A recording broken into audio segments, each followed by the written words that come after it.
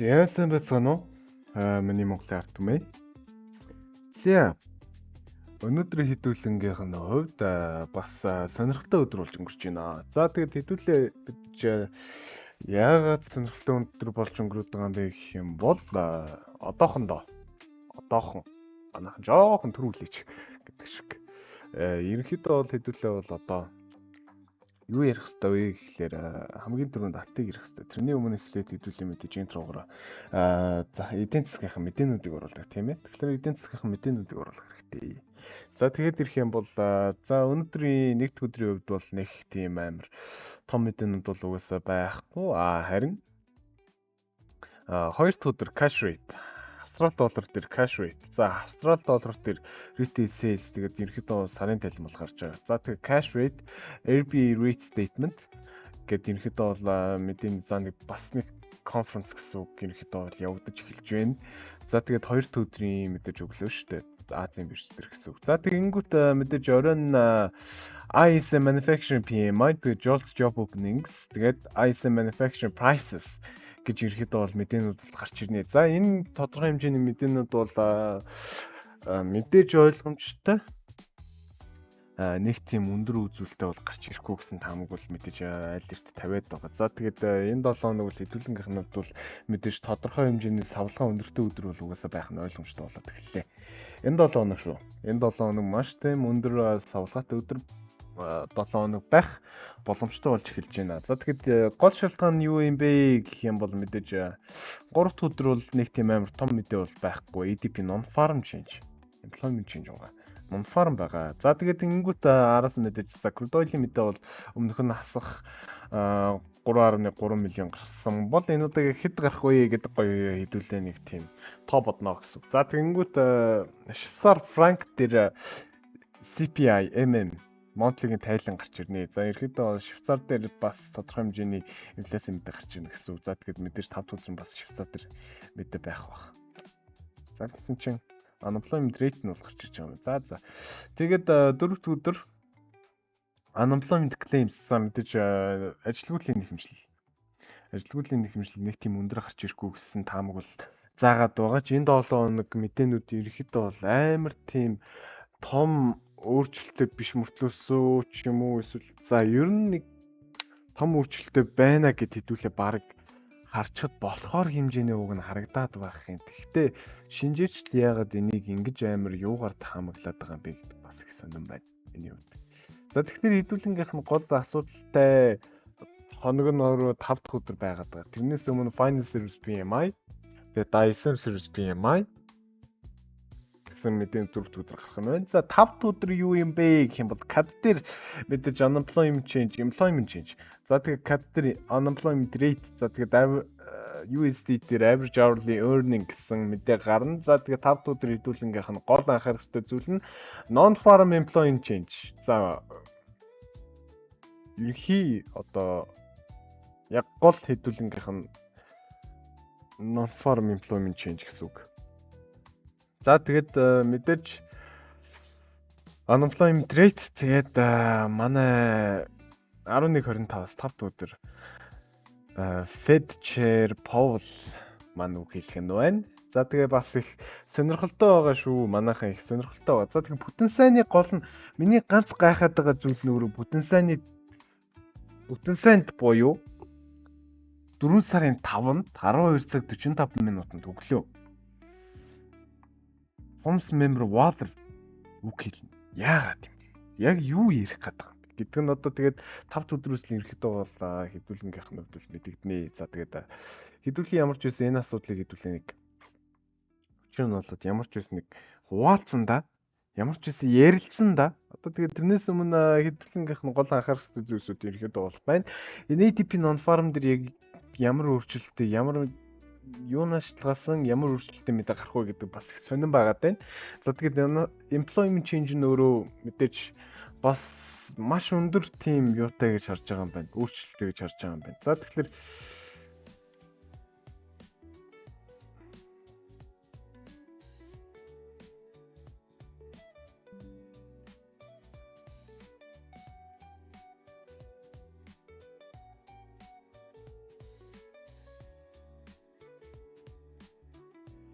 За тэгээ ямар ч үсэн хэдүүлгийнхэн гол анхаарах зүйлсүүд энэ байна. Тэгээд хэдүүлээ бол мэдээж анхаарал хандуулад явна. Энэ 7 хоногт мэдээж маш тийм том савлт өндөртэй 7 хоног байх үнэхээр боломжтой байгаад байгаа учраас хэдүүлээ бол ерөнхийдөө бол анхааралтай байна. За тэгэнгүүт 4 дахь өдөр, за 5 дахь өдөр гэд хэдүүлээ бол ярьсан. За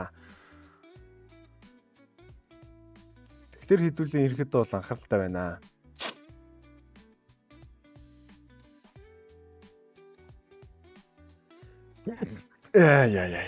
За.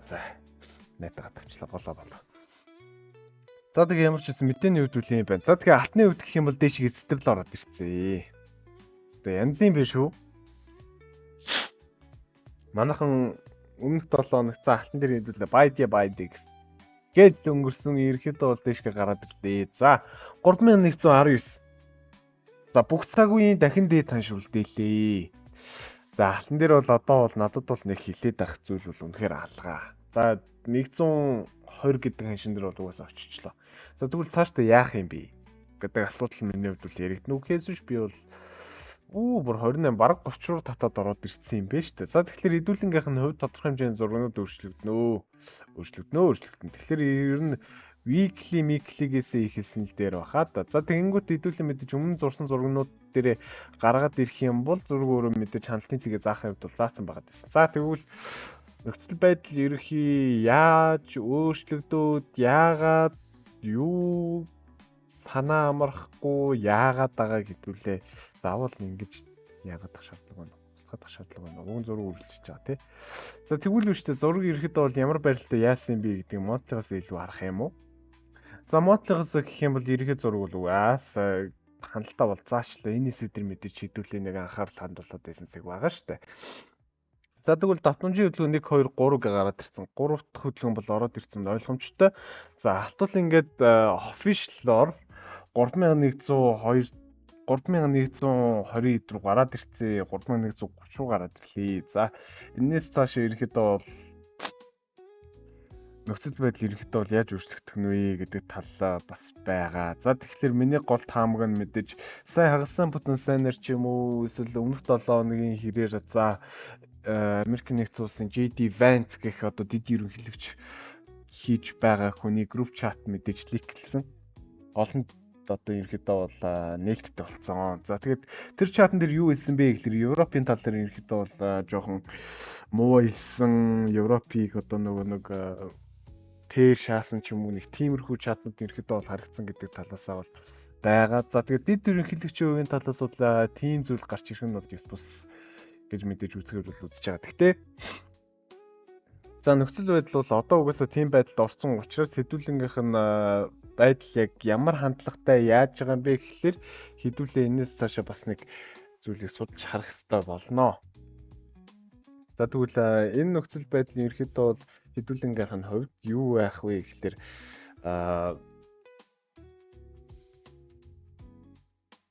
за Европын ерөөхдөө энийг яаж хүлээж авч байгаа юм бэ гэдэг гол сэдв хэдүүлэнгийнх нь бол мэдээж орж ирнэ. За энэ мэдээний талаараа бол хэдүүлээ бол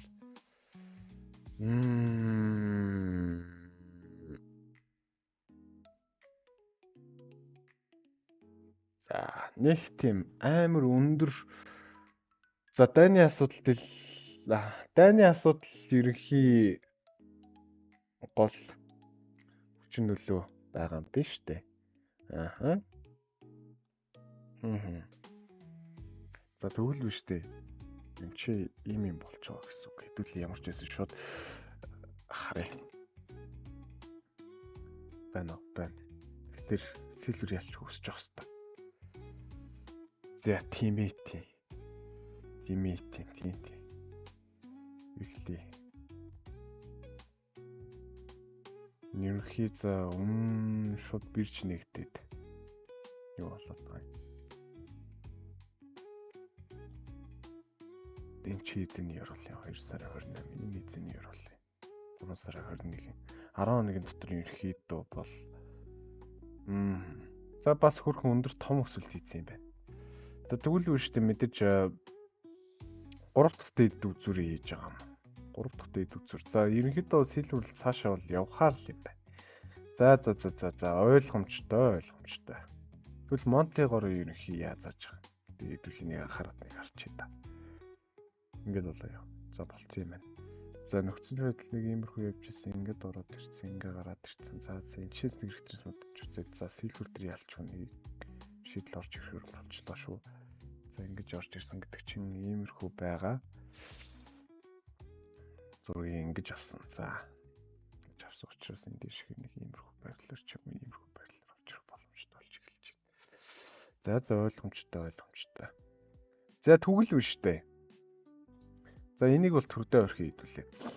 Одоо хэдүүлэнгийнх нь гол анхаарал хандуулах хэрэгтэй зүйл нь өөрөө алт байгаа. За тэгээ алтны хувьд гэж ярих юм бол за нөхцөл байдал бол угаасаа нэгэнтээ ийм хэсэгт ороод ирсэн. Өмнөх одоо тэмдэглэлүүд нь их шаардлагагүй устгана гэж үзсэн. За алтны хувьд бол мэдээ зураглал дээшгээ заах хэд бол заасан байгаа дэсэн шүү дээ. Хэдүүлээ энэ өсөлтийг арай л эрт байна гэж хараад байсан болохоос биш. Ерөнхийдөө бол өсөлт угаасаа орж ирэх нь ойлгомжтой байсан. Өсөлт бол угаасаа орж ирэх нь ойлгомжтой байсан. Дан шийдвэрлэнгийнхэн гол алдсан зүйл нь өөрөө 4 сар эхлээд дундуур гэж харж байсан. За тэрний хувьд бол ерөнхий нөхцөл байдал бол яаж харагдаж байгаа юм бэ гэхээр за мэдээж цагийн хуваарлалын байдал дээр бол хэдүүлэнгийнх нь хувьд бол алдах хувьд бол алдсан. За тэгэхээр энэ нөхцөл байдлын хувьд энэ өөрөө хит юм бэ гэдэг нэг тийм байдал үүснэ дээ. За энийг хэдүүлээ боксер нэг жишээ авч тавих юм бол энэ өөрөө шууд 176 байгаа. 176.4 дэшгээ 23-ыг хүн ч гэж тоогоогүй дэшгээ гараад ирсэн учраас дараагийн ээлжний цэгийг 2214 гэж харж бодолж байна. 3214.11 хавцаа ерөнхийдөө бол нэг хандлтын бүс байгаа гэж хэлж болж байна гэсэн үг. Тэгэхээр энэ цаашдаа үргэлжлэх хувьд ерөнхий гол хөдөлгөөнүүд яаж явах ёстой юм бэ гэдэг талаас нь хэдүүлээ виклингийн зурган дээр нэг харна. За тэгэхээр доод энэ ёроолоос нөхөр өөрөө 1 2 3 ингээд дөрөвдгөө гарч ирж байна гэсэн үг. За дөрөвдгөөч биш. Ерөнхий нөхцөл байдлын хувьд яаж гарч ирж байгаа юм бэ гэхээр ингээд нэг 50 watch нь хэдүүлэнгийнхэн саяны заасан шууд арай биш. За байж байгаарай. Энийг ингээд дээр нэг 50. Заавал ч угаасаа 50 тавих шаардлагатай болчихлоо гэдэг шиг. За ямар ч үсэн ингээд нэг нөхцөл байдлаараа хэдүүлээ нэг зургийг нэг засварлана гэсэн. За тэгээд зураг энэчнээс ураг шалтгаан нэг иймэрхүү байдалтай мэдээж 25-75% ухралтай. За ерөнхийдөө бол нэг хэсгийн хандлтууд ороод ирсэн угаасаа хэдүүлэнгийнхнүүд бол ойлгомжтой харагдаж байна. Яг гэвэл энэ хэсэг ч өөрөө 25-75-ийн нэг ухралтай хэсэг гэдэг байгаа. За тэгэнгүүт 25-75 ч өөрөө энэ доор нэг 25 орж ирсэн. Учраас тийм доор нэг 25 орж ирсэн учраас энэ чинь алт өөр хандах үнэхээр боломжтой л доо. Яаж ч утсан. Гэсэн чинь зоожоор. Энэ 50. Би буруу татсан юм биш үү? Шал өөр бүсчлэлийн онолоор яаж хуваацсан ч ойлгоцсонгүй. За ерөнхийдөө бол ийм байгаад байгаа. За ерөнхийдөө бол за мэдээж 1 2 3 4 гэж орж ирсэн. За энэ бол мэдээж 100-ын тэмдэг шинжилгээ те. За хэдүүлэнгийнх нь хувьд нэг ингэж орж ирсэн, нөхөр ингэж нэг орж ирсэн гэдэг байдлаар нийлүү хандна. Доор ерөнхийдөө бол ингээд нэг бүтэн хандлтын цэг ороод ирсэн байгаа дэсэн 100-ийн бүтэн хаан авсан. За ингээд 75-ийн нэг үзүүрнөөрөө 2154 гэдэг нь ширч байгаа. За тийм байна. За ингэж харах ёстой. За тэгвэл бүсчлэлийн онолоор дахиж нэг хуваах юм бол гэсэн байдлаар хандах юм бол гэсэн үг шүү дээ. За тэгэхээр одоохондоо бол хандлтын байрлал бол нэг орж ирээгүй байна. Тэгэхээр энэ 7 хоногт савлган өндөртэй байна гэд байгаа шалтгаан нэг мөс үзүүрээ дуусчихад доошхо бүтэн уналтын цэгийг хандаж барьж эхэлгүй гэсэн асуудал бол байна. За тэгэхээр хэвлэл мэдээлэлээр одоо юу гэж засагж байгаа вэ гэхээр Трамп мэдээж Орос Украины дайныг одоо бол дуусгана гэсэн байрлалаар сүүлчийн хөдөлгөөнүүдийг хийж эхэлж байгаа гэсэн таамагийг бол маш олон техник шинжилэлт бол тавьж байгаа. За энтэй бол би санд нийлж байгаа. Гэхдээ яагаад талт өсөд байгаа юм бэ гэдэг нэг шалтгаан өөрөө дайныг зогсоохын өмнө эхлээд нэг тийм гал асан нэг том ивентүүд болж эхэлж байна. За тэр нь одоо жишээлбэл Орос Украины дайн гэдэг зүйл өөрөө маш амархан дуусгах нь угаасаа ойлгомжтой байсан. За тэгвэл биш тэ нөхцөл байдал яагаад ингэж амар юу байгаа юм бэ гэх юм бол алтыг нэг тэгж амар дээшгээ одоо бол нэг тийм амар дээшгээ өндөж чадахгүй гэж бол би өөр хувьдаа бол уг нь бодоодох юм.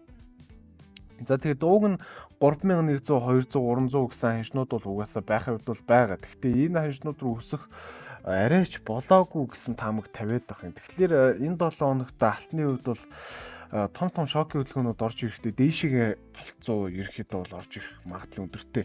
Дан үнэхээр офишиалар дуусгар болоогүй бол энэ шокууд бол маш дээшигээ орж ирэх маш өндөр таамаглалтай гэж зүйлээ тавьж байна. За тэгэхээр суур мэдээний талаас харах юм бол Трамп дайныг дуусгана гэж ярьж байгаа боловч эсрэг талд нь тарифын асуудал байгаа.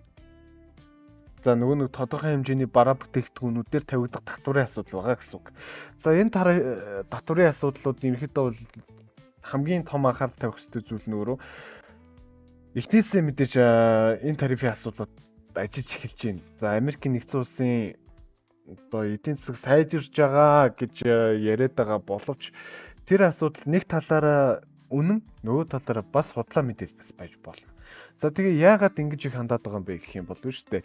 Америкийн нэгдсэн улсын эдийн засаг өөрөө сайжирж байгаа гэдэг шалтгаанаар алтын шиг өгснө гэж үгээс байхгүй. Тэгэхээр ямар ч байсан явцад нэг асуудал гарсан гэсэн үг. За тэгвэл үүштэй дараагийнх нь асуудал төр хэдүүлэн мэдээж зураг энэчнээс өөрчлөгдөх нь ойлгомжтой. Өөрчлөгдөх нь угаасаа хууль ёсны асуудал байдаг учраас хэдүүлээ зургийн энэчнээс шин шал үүсгэж шинэ зурагчлалыг ерөөхдөө бол үүсгэнэ гэсэн үг. Тэгэхээр нөхцөл байдал яаж харагдаж байгаа юм бэ гэхээр энэс нэг юм таталт орж ирэх ёстой гэсэн тамиг хэдүүлээ тавина. Энийг ингэж ч биш дээшгээ ингэж бараг тавьбал ерөөхдөө болохоор. За тэгэхээр нөхцөл байдлыг яг зургийг нэг ингэж засварлал илүү тохиромжтой гэж харагдаж байна. Яг энэ хэсгээс нэг засварын хөдөлгөөнтэй импульсын хөдөлгөөн үүссэн болохоор би ерөөхдөө бол тэгж тамиг тавиад байна. За тэгээд 23.6 гэдэг шалгалт илүү өчүүд илүүтэй. Тэгээд 61.8-аас ерөөхдөө бол тоталт нөгөө талаас нь авах юм бол 23.6-гийн илүү тэгээд 38-ын тоталттай гэсэн үг. Орж ирчгээд энэчнээс цэвэрхэн аваад нөхөр өрөө дээшэлсэн. За дээдлийн хань шидүүлэнгийнхэн сая гаргаж ирээдсэн за нэг 2154 гэсэн ханш бол угаасаа байх хувьд бол байгаа л гэж харагдчихээн. Ягаад гэвэл чүү жоох үзүртэйгэр. Гэтэ эн чинь өөрөө дээдлийн зураг учраас тэр юм хэмжээний 100 ppm үзүүр бол угаасаа алгадаачтэй л гэдэг нөхцөл байдал шүү дээ. За тэгэхээр 4 цагийн зурган дээр нөхцөл байдлыг яаж өөрчлөгдөж байгаа юм бэ гэх юм бол энэ хэсгийн зураг байсан уу? Байсан шүү. Сайн байсан. За тэгэнгүүт үү шүү дээ энэ зураг заавалчгүй ингэж өөрчлөгдөх нөхцөл байдал үүсэж байгаа гэсэн үг. За тэгээд харах юм бол нөхцөл байдлыг ерөөхдөө бол яаж харах юм бэ гэвэл ингэж нэг харж болно. За ингэж нэг харахтаа ерөөхдөө бол дээшгээ угаасаа нэг 3144 гэсэн ашиг зааж байгаа боловч энэ дээр би өөр техник шинжилгээ хэрэглэх ёстой. За тэгэхээр урт хугацааны техник шинжилгээг би виклийн зурган дээр энэ нэг заасан байсан бол нөхцөл байдал энэчнээс нэг өөрчлөгдөж энэ хэсгээс ингэж нэг гаргаж ирсэн үзүр өөрөө дээшээгээ заахтаа өөрөө 3200 за 300 баг гарч ирэхээр хэмжээний үзэгдэл ерөөхдөө бол харагдаж байна гэсэн үг. Тэгэхээр зургийн нэг хэвлээ нэг ингэж өөрчлөөд хамгийн ихний ханалтын цэг өөрөө 3148 гэсэн цэг байгаа. За тэгэхээр хэдүүлэнгээс 44 гэсэн цэгээс нэг 40 pp зайтай хөдөлгөөн байна гэсэн үг. За тэгэхээр ерөнхий нөхцөл байдлыг ингэж явбал бас л нэг тийм болох үс харагдах юм уу. За тэгэхээр энэ зургийг ерөнхийдөө зурхаас өмнө хэдүүлээ энэ ч нэг өөрчлөлт оруулна. За тэгэхээр дээдлийн зурган дээр энэ хэсэг тод байгаа хэсэг штэ.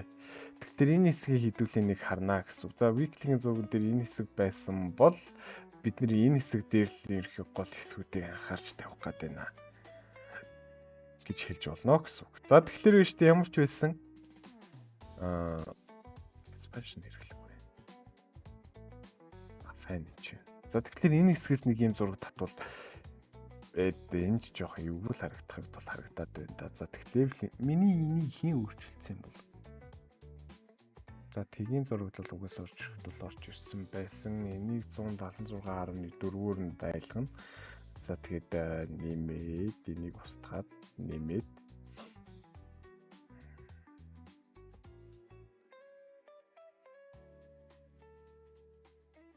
нэмээд гэж оруулах ёстой 104.5. За ингэж нэг ороод ирч байгаа. За нөхцөл байдал ерөнхийдөө бол эн чин өөрөө 186-гийн хаш. За ерөнхий ихний байрлал бол орж ирж байгаа гэсэн үг. Жижиг зургийн хувьд бол ерөнхий байрлал орж ирж байгаа гэж хэдүүлээ бол харж болохоор юм байна. За тэгэхээр 4 цагийн байдлаар ерөнхий нөхцөл байдал яаж таарж байгаа юм бэ гэвэл үү штэ энэ ч дийлэн. дээлгийн зураг байсан шүү дээ. За дээлгийн зурган дээр нөхцөл байдлыг хэдүүлэн мэдээж сая ингэж харсан бол мэдээж ингэж харах шаардлагатай болж эхэлдэг гэсэн. За тэгэхээр мэдээж зургийн хөдөлгөөн өөрөө энэчнээ дуусах нь ойлгомжтой гэсэн байдал харагдчихээн. За тэгвэл энэ дараагийн ээлжний ерөнхий энэ 150 юм уу? Одоо 3144 дээр юм уу? 3186 хавцаа дээр дараагийн ерөнхий ойр бол ерөнхий та зүгөөсч энэчнээс ирэхэд бол унах магадгүй өдөртэй болж эхэлнэ. За нэгэн талд дээшээ сэтэлцснээс хойш хэдүүлээ бол алтны үед бол нэгт гэж амир доошоо харахын үед бол хэцүү юм байна. Ямар ч байсан дээшээ хөдөлгөөнийг нэг үргэлжлүүлж дуусгахыг хүлээнэ гэж бас хэдүүлээ нэг шийдвэр гаргаж болж байна. За тэгээд хэдүүлээ харах юм бол биш үү? Энэ хэсгээс нэг ийм зураг татаад харах юм бол 194.5. За ойлгомжтой зураг хансан. Нэг ханалтын хэсэг. За мэдээж алтны хувьд бол нэг хэрэлтийн хэсэг бол үүсэж байгаа гэсэн. За тэгээд дараагийн ээлжний цэг нөрөө 2152 гэдэг цэг бол угаасаа ойлгомжтой гарч ирж байна. За тэгвэл 23-ын цэгээр дээшээ гарч ирснээр өөрөө 3219.15 хавцаа гэсэн нэг хаш гарч ирж байна тийм ээ. За тэгвэл ойлгомжтой гэж хэлүүлээ хэлж болно гэсэн. За тэгвэл биш та зураг буруу заагаагүй. Зурган дээр хэдүүлэнгийнх нэг алдсан нэг зүйл байгаа. Тэрнийг хэлэхэд бол одоохондоо бол ерөнхийдөө бол за юу. Зураг энчээ мэдээж нэг хандлтын цэг үүсгэсэн байсан. Энэ томроод зураг өөрөө 238. За тэгвэл зураг өөрөө хандсан гэж хэлж болно. Энчээ байгаа шалгалт ч 238. Энчээ ерөнхийдөө бол нэг хэсгийн хэрэлт орж ирнэ гэсэн. Заавалч нэг хэрэлт орж ирээд ингэж байрлаад дээшээ дахиж нэг үсэхүү гэдэг магадлалыг хэдүүлээ төвшүүлж эхнэ гэсэн үг. За угаасаа энээс өөр шалтгаан бол угаасаа ойлгомжтой байхгүй. За ингээд далтны хувьд 4 цагийн байрлалаар ийм байгаа зураг байгаа бол за энэ зургийг хэдүүлээ үлдээнэ яалтч үлдээн. За тэгвэл биш дээ. Нөхцөл байдал яг хаанаас юу үсээд яагаад байгаа юм бэ гэх юм бол биш дээ. Хэдүүлээ нэг 4 цагийн байрлалаар энэ зургийг илүүдлэхүү харах юм бол илүү ойлгомжтой болж эхлэх гээд байна гэсэн. За хэдүүлэнгийнх нь хувьд сая зургийг ингэж татсан байсан тийм ээ. Зургийг ингэж татсан байсан нөхцөл байдлын чинээс яаж үүссэн юм бэ гэхээр энэ доод ёроолоос энэ дэд үзүүрийн шалгалт чинь өөрөө дээшгээ 223.6 дээр хансан хөдөлгөөн доошгоо нэг 176 дээр орж ирээд дээшгээ өсөлтийн хөдөлгөөнд үргэлжлүүлсэн. За одоогоор 300-ийн байдал дээр байгаа. Тэгвэл нөхцөл байдлыг нэг хэдүүлээ нэг тэлүүлэх ёстой. Яалч үу тэлүүлэх ёстой. Үзүүр энчээ байх уу эсвэл энчээ байх уу гэдэг асуудал ерөнхийдөө бол яригдана. За тэгэхээр 6 мэдээж би хөөдөөр өгөн. За энэ чи 14 шалгалтайгаар дээшгээ энэ өөрөө 123.6 руу гарч ирээд доотлох шалгалт нь өөрөө 100 байж дараад дээшгээ 176 руу гарч ирж байна. За нөхцөл байдал ойлгомжтой гэсэн үг. Тэр цааш үргэлжлүүлсэн үзүүр заавалчгүй байж тарах гэдэг байна да манайхан. За тэгвэл биш тэ ойлгомжтой. За дээшгээ дахиад нэг томруулъя тэгвэл. Дахиад нэг томруулъя. Тэгэх юм бол энэ чинь 23.6-гийн шалгалт орж ирээд нөхөр өөрөө 123.6-г аль хэзээний сэтэлсэн бол энэчнээс за 2143 гэдэг цэг бол угаасаа үлхэн харагдчихна. За ерөнхийдөө бол алтыг угаасаа дээшээ үргэлжилснээр хэдүүлээ бол мэдээж нэг том цагийнхан зургаар яг энэ хэсгийн зургаараа юу. За энэ хэсгийн зургаараа ч юм уу. Дээшээ мэдээж дутуу байна гэдгийг хэдүүлээ хэлж болж байна тийм ээ. 123.6 дээшээ заавалч 150-ыг гарч ирэх ёстой. Хэрвээ энэ чинээс хуурах юм бол нэг ингэж орж ирээд панкейк дээшээ үүсэх боломжтой.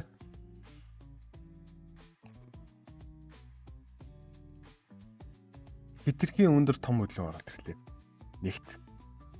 За тэгвэл биш үү цагийн байрлалаар энийг бүр цаг болгох хэвлээ. Цаг болгох. Юу энэ татал матлууд юу падлиггүй сайхан харъя. За тэгвэл биш үү цагийн байрлалаар нөхцөл байдал яаж өөрчлөгдөж байгаа юм бэ гэх юм бол энэ чинь мэдээж энэ зураг уу эсвэл энэ зураг уу гэдэг шалтгаанаар хэдүүлээ нэг зургийг засварлаж авна гэсэн. Миний хувьд бол энэ зураг 114 дээр одоо хандлт орж ирж байгаа. За тэгвэл 114 дээр хандлт орж ирсэн үдгэн доошхоо нэг шалгалтайгаар дээшгээ гарах бүрэн боломжтой. Энэ ч өөрөө 200-ийн шагам шүү дээ. За тэгвэл ингээд дээшгээ гарах боломж нь өөрөө мэдээж 2144 45 гэсэн аншуул угаасаа гарах нь ойлгомжтой болоод ирлээ. За тэгвэл хэдүүлээ яг энэ хэсгийг л алтан дээр хүлээнэ гэсэн. За нэгэн алтын байрал дээр орж ирж байгаа бол хэдүүлэнгийнх нь хувьд ойл нь өөрөө миний бодлоор би ч ойл дээр зураг хэрэг утсан юм бэ. Өвгөн зурагтай байгаа юм шүү дээ. За ийм хэсгийн зураг байгаа. Энэ хэсгийн зураг ерөнхийдөө бол явж л байгаа тийм ээ. За тэгэхээр энэ хэсгийг ерөнхийдөө бол сэтэлж чадахгүй байгаад байгаа. За тэгээд энэ өөрөө хэрвээ сэтэлж чадахгүй гэх юм бол энэ өөрөө нэг аяны битэрэн байх боломжтой болж орж ирнэ гэсэн үг. За тэгэхээр 94.5-аас дээш гэж 61.8 буюу 73.12 илүү ерөнхийдөө бол үсгийн нийтлэлийг бол хүлээж болж байна.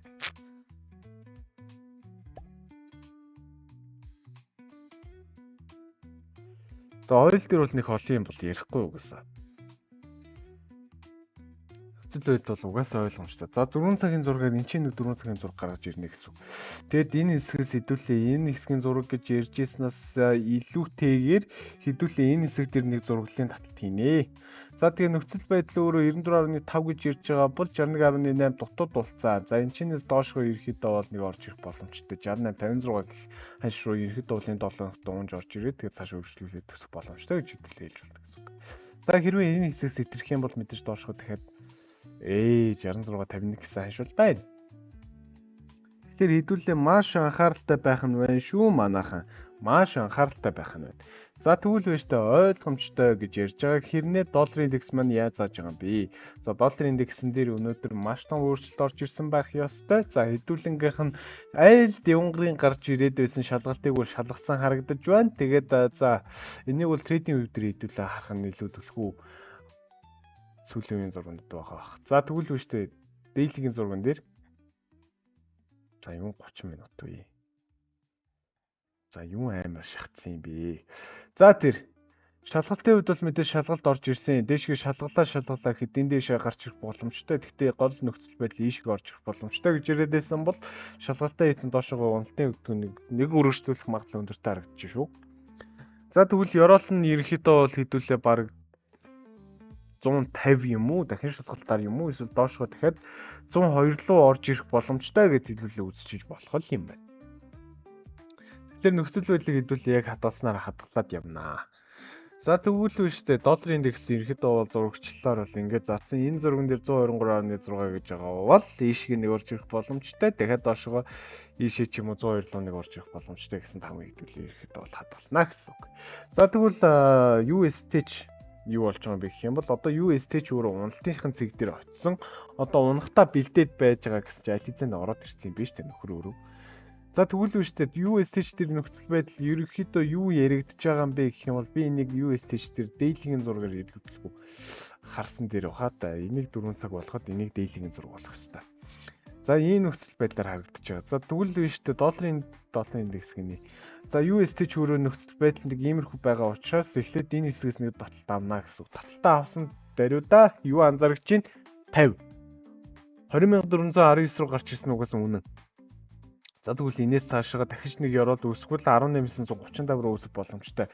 Зургийг нэг хэлий тэгвэл 38.261 сэтэрсэн бол за доошогоо 18 тэг 92 за доошогоо дахиад ороод ирлээ гэхэд 17600 руу орж ирэх боломжтой болж эхэлнэ гэсэн үг. За энэ гэхдээ мэдээж тодорхой хэмжээний нөхцөлтэй шүү манайхаа. Анхааралтай байгаарэ. За тэгэхээр энэ 7-1-ийн 3-т хүртэл UST-чиг ерөнхийдөө бол нэг юугийн шалгуулад гапын нэг нөхүүлчээд тэгээ сайхан бай бай гэдээ явуулахад бол ерөнхийдөө бол болж байна. За тэгэхээр хэдүүлээ аль эртнээс зургаа сайхан бэлдээд сайхан зурчаад байж явал болж гэнэ л гэсэн үг. За ерөнхийдөө бол нэг иймэрхүү байдлаар хандаад за дараагийн шалгалт таашаага байх вэ? Хаанаас шалгаж орж ирэх вэ? гэдгийг хэдүүлээ анхаарад. Тэгэд миний гол анхаарал бол мэдээж 114-өөс 183 орж ирчээд подкаст унж болчихлоо. За тэгэхээр хэдүүлээ ерөнхийдөө бол нөхцөл байдал бол ойлгомжтой харагдаж байна. Ойл дээр бол мэдээж нөхцөл байдал бол ойлгомжтой харагдаж байна. Хэрвээ энэ хэсгийг сэтлэх юм бол дээш үргэлжлүүлээд нэг 73-аар харах нь энэ хэсгийг сэтлэж чадахгүй унах юм бол за эхний ээлж нэг 100 руу 68 48 тэгээд ерөнхийдөө бол доошгоо нэг 66 70 гэсэн цэг рүү. Харин энэ зурган дээрээс ерөнхийдөө бол энэ хэсгийг сэтлэж чадахгүй унах юм бол доошгоо 68 58 гэсэн цэг рүү ерөнхийдөө бол харах нь байна. Алтны хувьд бол цаашаа үргэлжлүүлээд хэдүүлээ нэг мөсөн өсгий гэсэн байдалтай бол хандах нь байна. За тэгэхэд өсгөөд ерөнхийдөө бол 3144 42-оос 43-аас 44-ийн хооронд заавалчгүй нэг үзүр хараад тэгээд тэрнээс цаашаа нэг сасрын хөдөлгөөнөөс шалтгаалж хэдүүлээ нэг анхаарал хандуулах нь байна. За тэгээд ойл бол ойлгомжтой. Манай доллар индекс бол ойлгомжтой. За тэгээд Nasdaq маань мэдээж нэг өсөлтийн цэг үүсээд дараа нь үргэлжлүүлээд унана гэсэн байдлаар хэдүүлээ хандаж болж байна. За тэгээд хэдүүлээ бол мэдээж ойлгомжтой зургууд бол уг нь бол гарч ирж байна. За тэгээд энэ 7 хоногт мэдээ 6 анхаарал сайхан арилжиж чадах юм бол энэ 7 хоногт бол үнэхээр ашигтай байх боломж бол угаасаа өндөр байна. За тэгвэл дараагийнхаа анализ зэрэг хэдүүлээ дахин уулзцгаая. Ситуац өөрчлөгдөд яах нь уу ийх нь үү гэдгийг хэдүүл энийг анзаарцгаая. Тэгэд ажиглаад 7 хоногийн 3 дахь та хэдүүлээ заавалч хүнийг уулзнаа. За зөргөө ойлоо манайхан. Шин 7 хоногтой сайхан шинэ арилжаанууд эхлүүлээд манайхан амжилт хүсье. Баяртай.